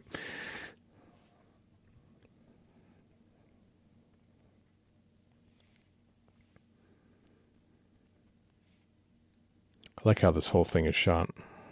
Well, I mean, Wayne Yip, right? So Wayne Yip is a good director. It's very creative, very stylish, very nuanced. Yeah. You know, because he first came to our just right in Capaldi's face, right? Little turning the eye in the mouth. Yeah. He first came into our attention, obviously, for Class, especially the classroom, the one that was set in the one room, which is amazing. Directed. The bottle episode, yeah. And then he goes, and now he's doing like Lord of the Rings of Power for crying out loud, like. Quite. Yeah, something. I mean, his first episode was the last one I watched, and you could tell he was doing the work. Yeah. Yeah, I know you didn't cotton on to that show there, Chris, but no. But the a whole bunch of lists for 2022 TV stuff. Whole lot of lists called it not that good. Well, a whole lot of lists are wrong. Yeah, I liked it. It's here's what I've come to realize about the shows that are sort of get all the public accolades and attention, and it's usually HBO Max stuff like the Game of House of the Dragon and the White Lotus and stuff. It's basically just high class trash TV. Let's face it, it's just all trash TV stuff that you just I don't know, like Red Shoe Diaries. Like it's getting there, like just there's always some sort of like outlandish thing that sort of lures people in to watch it. Man. I watched an episode of The White Lotus. I got bored. Some people love it. I have no idea what it's about. It just didn't do it for me. I don't know what it's about. I thought it was a reality show. Completely forgot about The Vault and Missy. The Vault, yep. Remember how we were, how everyone was trying to figure out who was in the vault or what was in the vault? Yeah. And it was pretty obvious, and we were fighting it every step of the way. I can't remember. Now, we see her in the vault for the first time in Extremis. We sort of get the backstory. I love the way he sits down. I love that shot of Capaldi sitting down there. But is this the first proper conversation? I can't remember how much we see of her in Pyramid at the End of the World. I think Do so. we see her in there? Or is No, it he her just voice? talks to her through the door, doesn't he? Yeah. Like, because he says, "I lost my sight." Isn't it just her Right. voice? Yeah. That's right. He's blind in the previous episode. That's right. Yeah. He might name her. I don't remember. No, because we certainly see in Extremis, because I deal with like her extermination and stuff, and that's how she get in. Oh, we right, 'cause find that out was how the she stuff gets into the vault. right. Yeah, and he's wearing this coat. And, By the how, way- and the history of how Nardal comes back to the Right. Yeah. Michelle Gomez's bone structure is a cinematographer's dream. Like, she is so, you can light her so many different Yeah. ways and she looks cool. Like, Yep. The piano is an added element, not in the script initially. A lot of this is sort of moved around and chopped up and rewritten after that first draft. I wonder if that's Toby Whithouse doing the rewriting, or if it's Stephen Moffat knowing where this thread is going. okay, this line, what is that from? Mark of the Rani? Which one? I Built a once gun out of built a leaves. gun out of leaves. Nope, that's just a general line, which is the thing. Okay, Yep. okay. not in the original script. Because it sounds like a Mark of the Rani thing. Does kind of, yeah. But like that c'est super, that's all Michelle Gomez. I remember Wayne Yip saying that when a lot of the piano stuff is just her just basically being Michelle Gomez with the piano. Like just doing random stuff, you know? That's how I mean, she's fun to watch do random stuff. She is. just a loon, which is great. she's a genuine eccentric. Having interviewed her on stage, she is a genuine, a fun eccentric, not like a, I collect newspapers kind of eccentric, but She's not a hoarder. she's not as a we know. hoarder. No. There's a you could see why she gets roles like this, because there's a natural affinity to them.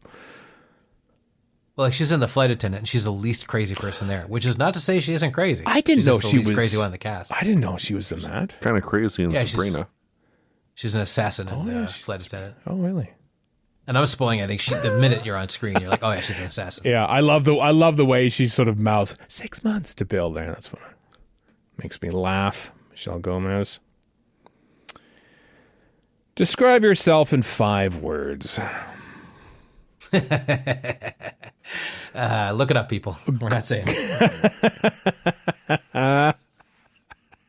Once upon a time, we started watching. What's it called? Green Wing. Yeah, that's The one. Yeah, hospital thing with her. yeah. Yeah, still haven't gotten very far into that though. No, she's in that. She's bonkers in that, I'm told. Oh, yes. Tasman Gregg is in that, I think, isn't it? From Tamsin Tamsin Gregg from many things, including episodes and Black Books. and of course an episode of Doctor Who, because that's all I know. That's Yeah, she was in. Gomez. She was in the one. Yeah. Yeah, she was in. She was in. Neverwhere, the 1996 series from Neil Gaiman and Lenny Henry, which also starred that guy, Peter Capaldi. Now you know the rest of the story. Devil's Hour, also with Peter Capaldi and no, what's her name? I know who you're talking about. Why can't we yeah. think of her? You know her. Verity Lambert. Lambert Why? from, Jessica Raine. Jessica Raine. Thank you. Yes.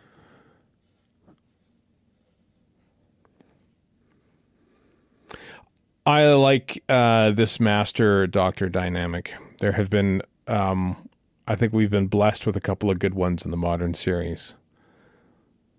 This one being, I think I would have liked a little more time with John Sim, quite frankly, when he was not, devouring turkeys and hamburgers and being in the worst episodes ever made of Doctor Who.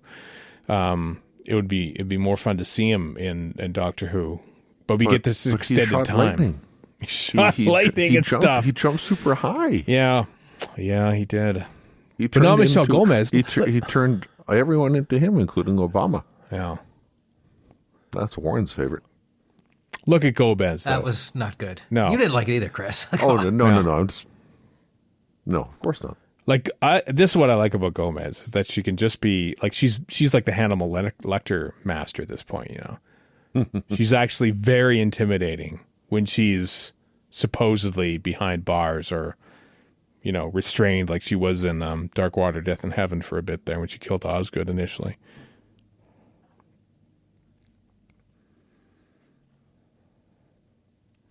Like, it's like she's behind like a force field, Like, she can't even be trusted. But the menace is still there. It's like they had COVID restrictions before there was COVID. Heady days.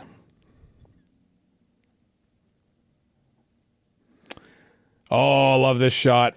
Love this shot. Slow-mo. Yeah, just great. Slightly out of focus, and it sort of gets in there, and the slow-mo. And how bouncy the camera is. Wayne Yip there's a shot of Galadriel and what's his name riding horses in an episode of Rings of Power that reminds me of that. This is a very Ken Russell shot there with the eyes. Yeah. There's like 2 or 3 instances of this in this show, and I want to know who did them, where it's scripted as just like an exchange of dialogue, and then the action happens. But 2 or 3 times, it's actually they have the trailing dialogue over top of the action, which I kind of like. I like it when they sort of double like during up like the shootout. that. During the shootout, that's in the script, oddly enough, from the first draft onward. But Yip telling us quite explicitly, because you interviewed him or something, wasn't it? And you talked about that scene and just how good it looked and whatever. And he's like, yeah, everything was in the script. Everything was in the script. Can confirm. We talked for 3 hours that one day. It was amazing. Like he kept me on the line. Let's face it. Like I wasn't like, I know he said 15 minutes when we're going to go, but no, he gave me 3 hours of his time to talk about Doctor Who. What a nice chap. Yeah. Director of Doctor. And a clothes horse. Somebody pulls it off. Stuff He's a very like stylish man. I could not see anyone else pulling off. Yeah. But he does. That galley, I guess 2020 must have been. Yeah, I think so. For his coffee clutch. You were at that, weren't you? Him. Yeah. I didn't go to the cop because I already hogged 3 hours of his time one Sunday night in 2015 or whatever it was. It was after this. It was after this. This is 2017. 2017. Right? So yeah, I figured, you know what? I don't need to steal a seat from someone who hasn't had the chance to talk to him yet. It was fun. That was my first or second ever coffee clutch. Yeah, you haven't gone to many, have you? I'm trying to think. No. Perhaps for similar reasons, because back in the day, yeah, the sign-ups for the coffee clutches were when we were on stage doing the live show. Oh, right, yeah. It's only been a short time that the sign-ups have been online. What does that pyramid replace, I wonder, in the actual world of London? Geography hounds. Google Earth will tell you, I'm sure. Yeah, I know. I need a better look at that, though. It's probably like MI6 or something like that. Which, as far as I know, is a fictitious building that was blown up in Skyfall. The James Bond movie, not the Doctor Who episode. Mm-hmm.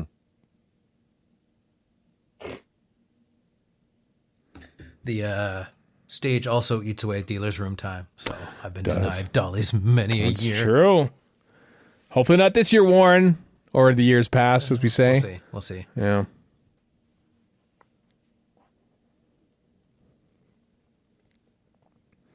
Oh, this is like the pandemic. What year is it? Who knows? It's 2023, Warren, as we record this. I don't believe it. Yep. The 60th anniversary year of Doctor Who. Sounds like a conspiracy to me. Well, I tell you what, we're recording this in early January. Doctor Who's not coming back until November. I'm just wondering how long it will take for Ian Levine to complain about how little Doctor Who there is during the 60th anniversary year. Not too long. Give it a couple weeks. Yeah. As we record this, his latest complaint that I saw was about the fact that when Missing episodes are animated. They're also colorized. Really? Wow. So who cares? They're also. Although I watch the black and white ones. Yeah, they're also presented in black and white and telesnaps. I mean, we are so spoiled, Ian. It's yeah. We'll be all right. You know, choose the one you want to watch. That's the great thing about it. It depends on the story too. I watch not the faceless ones. Maybe it is the faceless ones. The one with the giant crabs, Macra. Yes, Macra. That one I watched in color because it seemed to fit better. Mm-hmm. But I'm watching Abominable Snowman in black and white because it seems to fit better. Mm-hmm. I like having the choice. Yeah. Just because of what we all have these days, I tend to watch the color one because that's also widescreen. True. That's true. Also, there are hobbyists. There are 2 or 3 people off the top of my head doing this on Twitter that colorize old episodes, and they look phenomenal. And these are just people screwing around, like Kieran Hyman and Kieran Hyman. Rich and there's a couple other ones Nickman's too. been doing colorization stuff for yonks. Yeah. Like I saw a part in one, I don't remember which it was. Maybe it was the Aztecs, but anyway, it looked just amazing. I was like, oh, wow. Like, I'd love to see this whole thing, even though I know it's an insane amount of work. Well, you weren't around for the public display of episode 2 of the Daleks Master Plan, whatever year that was, 2019, 20, yeah, Kieran Hyman and Rich Tipple, and they were on this podcast, dear listener, talking about that very thing. Mm-hmm. Whenever that was, we've had the director of this episode we're watching on this podcast. Wasn't that just before they were supposed to have the public debut of it that got canceled, like right when COVID started? Could be. Something like that? Rings a bell. Because it was a 2020, right? I think. Yeah. I think it was, yeah. Yep. Heady days. Oh, everyone think back to the early days of the pandemic for some fun old memories. Bunch of good times. But hey, if it wasn't for those and the Doctor Who tweet-alongs, Doctor Who wouldn't be on Disney Plus. So there you go. David Tennant back. Yeah, none of this would have happened. Who knows what else? Beep the Meep. Beep the Meep wouldn't be back in Good old Doctor Beep the Who Meep. if it wasn't for the pandemic. So, you know, when you think about it, when you got 2 wires in your hand and you're trying to, like, you know, you just touch these 2 wires together and it ends the pandemic before it started. So, you know, do you have the right? No, you don't. Rovian neck pinch. Everything after the brown tabard is a Matt Lucas ad lib here.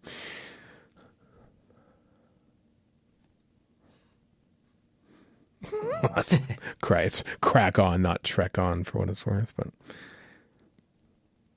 you can always tell where some of the subtitles are made because sometimes they don't have a U in like honor or something like that, or humor.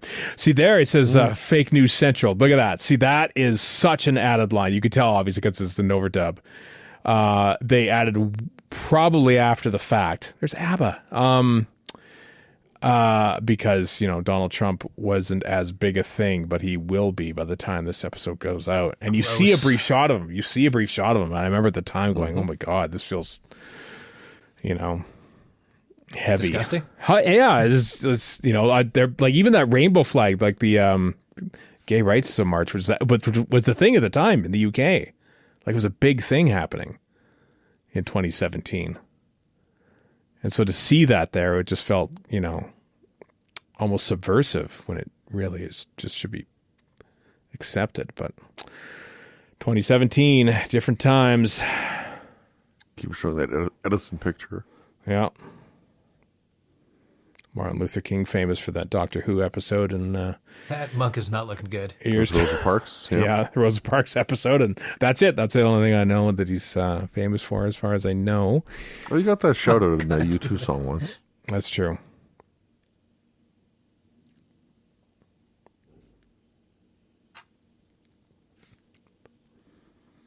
Trying to think where the shot of Trump is here, but that kind of looks like the Star Trek Discovery Klingon outfit. Oh, that is rude. You take that on back, this monk Warren. in particular. Yeah, there isn't some awful like 72-point size serifed font for the subtitles though, so it's still not as bad.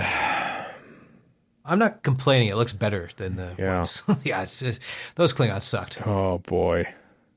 They They were just different. They were terrible. No. See, here's the thing. Truly terrible. The best ones, because they were when I was in my 20s, are the next generation Klingons. Hell yeah. They perfected Klingons and like the basically next generation because the best ones were in the Star Trek TOS movies. Those are basically those Klingons. Yeah, they're pretty much. Yeah, that's pretty much where they started. That's what I'm saying. All the way through the greatest Star Trek series ever, Deep Space Nine, which, as we record, is just hit 30 years old. Just at 30 years old, man. Well, what I liked about especially TNG was that you didn't really know much about the Klingons in TOS. They were just kind of there. They were just baddies, and you got a lot more of their culture and everything else. And you don't really get a lot of that in Discovery. They're just like a bunch of jackasses in robes, and they're all bald for some reason. Yeah, you get a lot of their culture. Needed Ronald Moore to do a pass or two of some Klingon scripts because he was the Klingon guy in TNG and DS9. The Civil War is excellent. That's so good. He would have been too busy with probably developing Outlander at that point. Or just not being on Star Trek at all. Just not caring. Yeah. Having done that already. Took one look at it, goes, nope, you're on your own. You and your weird spore drive and your other crap with hairy mud. Anyway. And a lot of this is me being old, but and what's the name of the documentary about DS9, which is excellent, by the way? What we left behind. Yeah. So there's a whole section of that where they basically brainstorm, him and the old writers, all the old writers of the show, brainstorm and storyboard essentially what they would do for like season 9 or I guess 8. Series 8, yeah. And it's 20 years later and they're just coming back, just like Doctor Who basically did. Yeah. And that little brainstorm with storyboards was more entertaining than the last 2 seasons of Discovery and any of Picard. There's my Trump, yeah. Yeah, that was a magical bit to see. Like, man, make this please, yeah. I was getting excited listening to him. Like, yeah. I know. I didn't realize it's not going to happen, but it was amazing. Yeah. As Chris mentioned, there was a shot of Trump. Well, we saw plenty of Trump for the last 5 or 6 years. I know, but at the time, it was like, oh my God, there he is. Like, the nightmare is happening. We're in the midst of it. And it was just starting back then. And now he's gone. Maybe incarcerated by the time this comes out on the main feed. Who knows? One can only hope. Yeah. I'm sure we probably said the exact same thing 5 years ago. Yeah. Like the meme that says, there's no way Trump will slither out of this one. Trump easily slithers out of this one. Oh, well, nonetheless.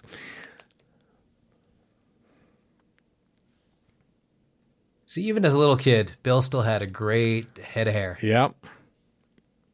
So all of this, there's a whole chunk of this speech, which is...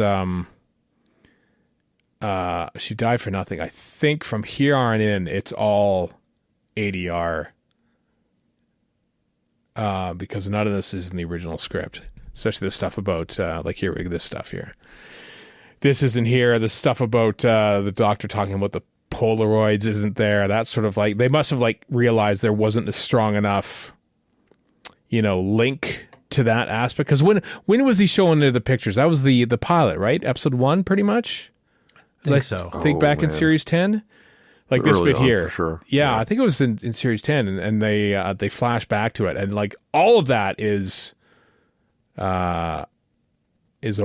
Like this here, that's total ADR. What he's saying right now, that's not in the original script. Mm-hmm. It's fascinating. I know we've talked about this on the show before. Whenever like movies go into reshoots and stuff, you think, "Oh my God, chaos on the set! We're having to do reshoots." No, just once you put everything together and you realize, wait a second, we're sort of doubling things up here. This isn't necessary anymore. All we need to do is to lose this scene, is to sort of paint over this one line, which is the only thing that's crucial about the scene. So if we take out the scene, put that line somewhere else in it, it's sorted, but. We have to go shoot a special thing for it, and that's what a reshoot is. Well, don't forget there's also an entire industry built around taking any fragment of anything and building 14 articles that aren't true out of it. And that's just the Radio Times. It's okay. They've got that covered. Yeah. Exactly. There's a perfect example of it. Well done. James Cameron working on Doctor Who, and then the interview is absolutely nothing to do with that, either of those things.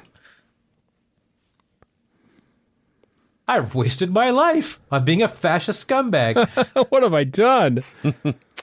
I don't know. If you're a fascist scumbag, is that ever really a waste? Yes, every time, actually.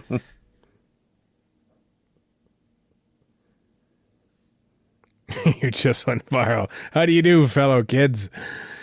So it's just in behind St. Paul's? Okay.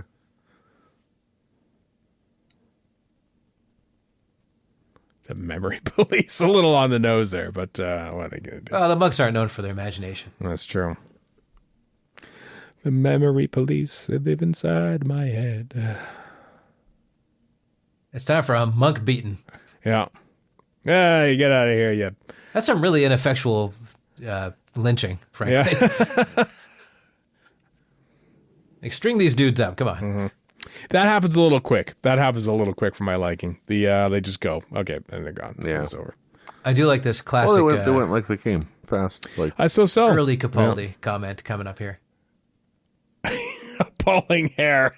Yeah, it's great. That's in the original script. That is first draft onwards. So I love that they cast someone because, okay, make her have appalling hair so it matches the script. It's not even that appalling. He's just being a jerk. It's just all, yeah. Yeah. Wow, what a surprise. Mm-hmm.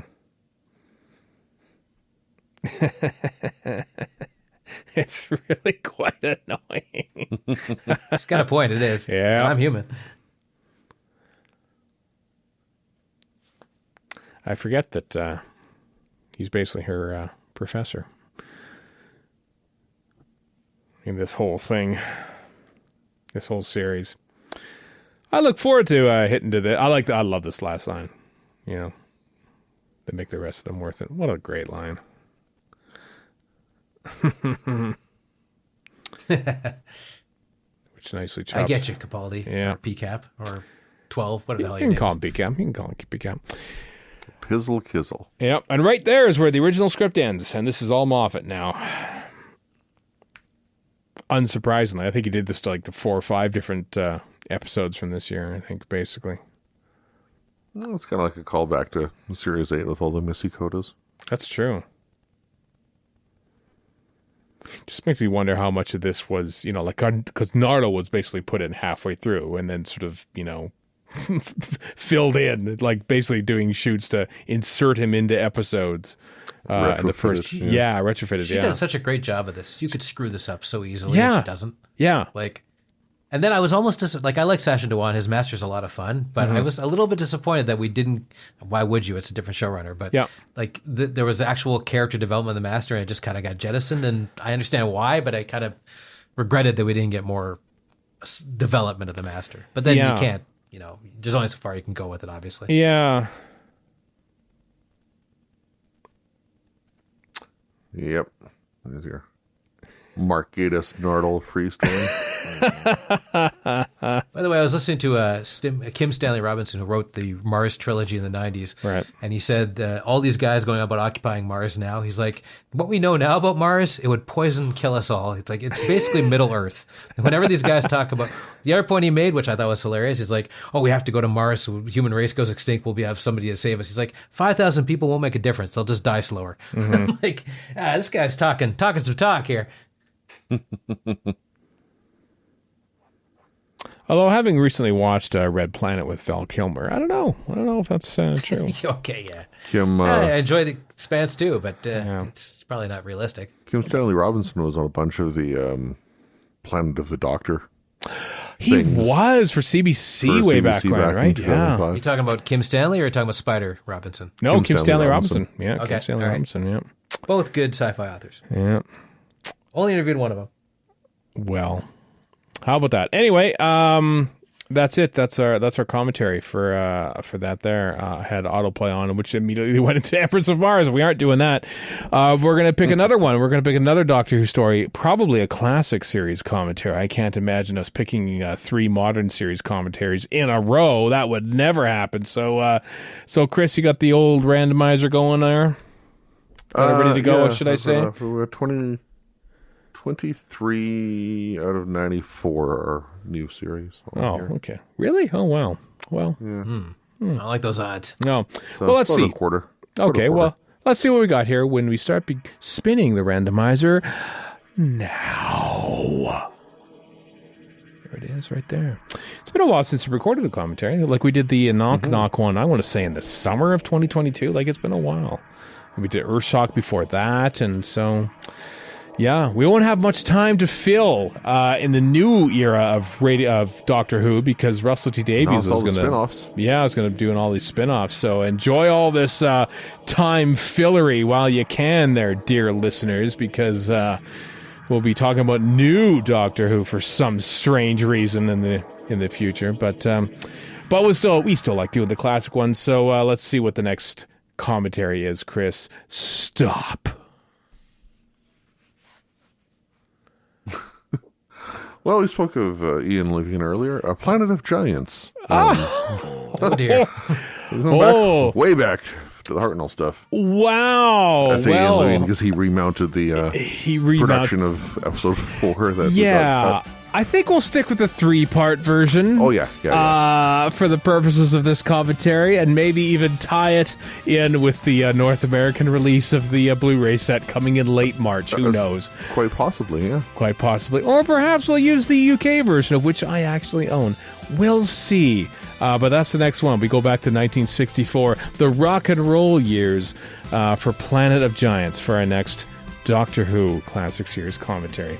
Should be fun. All right. Until next time, then, folks, I am Stephen in Edmonton. Warren in Vancouver. And Chris in Edmonton. So long for now.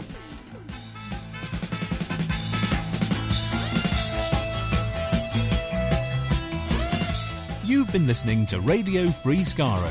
Find us online at radiofreeskaro.com. Follow us on Twitter and Tumblr at Radio Free Skaro. Subscribe to us on iTunes and donate to the show at patreon.com/Radio Free Skaro. Thank you.